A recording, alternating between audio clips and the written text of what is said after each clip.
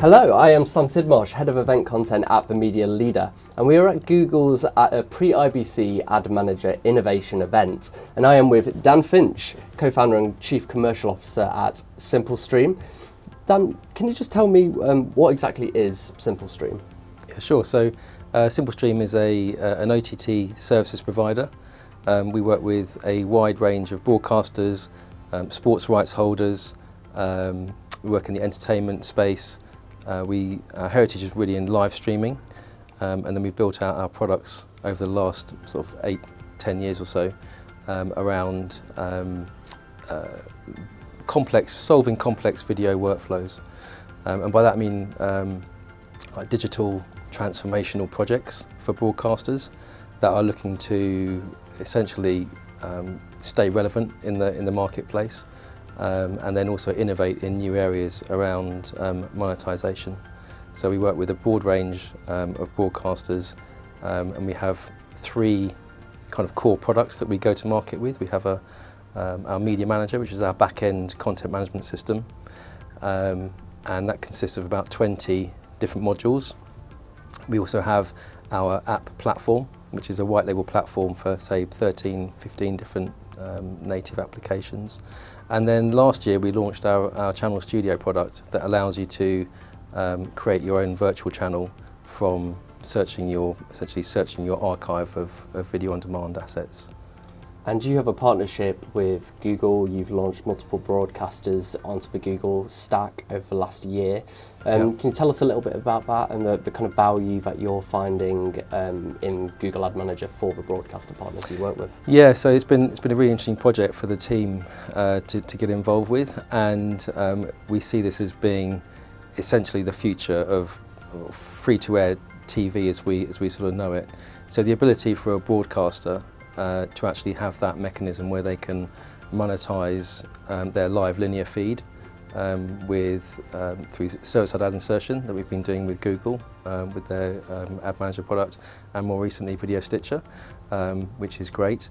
And then that ability to, I guess, from a broadcaster's perspective, they can understand more about the audience. So traditional TV has always meant, by definition, broadcast being like one-to-many, has meant that you don't really understand who's actually watching. But with the technology that we have today, the ability to do targeted advertising can really generate decent revenues for the free-to-air broadcasters.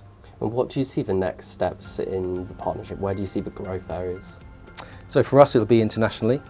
So we've done a really good job, I think, executing SSAI projects here in the UK, and then more recently in Ireland. So today, on the eve of IBC, we're really pleased to announce our work with Virgin Television in Ireland, and that's working with Google as well on SSAI.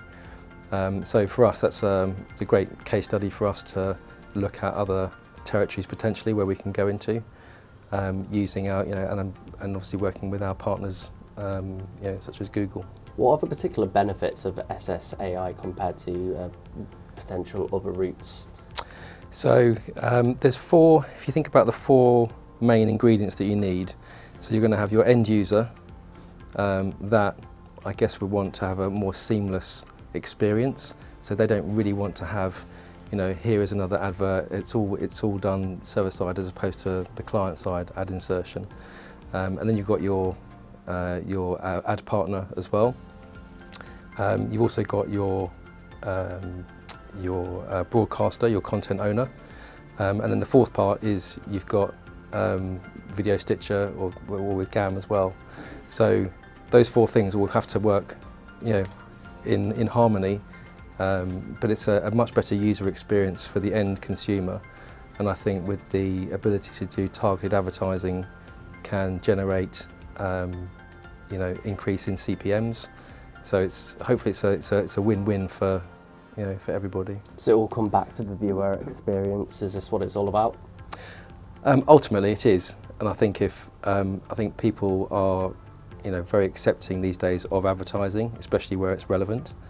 I think we've certainly seen over the last 5-6 years a real move from perhaps subscription services into ad-supported businesses, and you only look at what's happening with, say, the likes of Netflix and Prime Video. They've all adopted this advertising model to support their SVOD ambitions. So it's a really interesting time for the market, for the consumer, for the content owner, because they've now got huge scale and reach, and that's where they can do some clever ad insertion. We're on the eve of IBC. Is there anything at the show that you're particularly excited about this year? I think it's always interesting. You'll hear a lot about AI, and then there'll be, oh, AI, what is AI? But I think it's geared around how it can assist broadcasters to either help them with their curation. I still think that even now, curation of content should be human-led, but I think AI will be probably the biggest buzzword that you'll probably be hearing about at IBC. And looking further down the road, are there any teasers from what we can expect to you going into late 2024 and into 2025? So yeah, we're working on some exciting projects at the moment, and I think they should be going live by the end of this calendar year.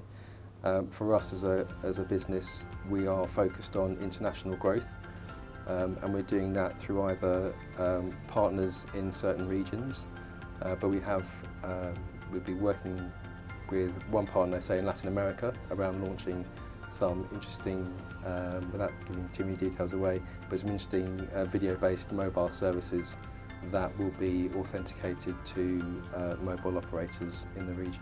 Brilliant. Well, thanks very much, Dan Finch. Pleasure.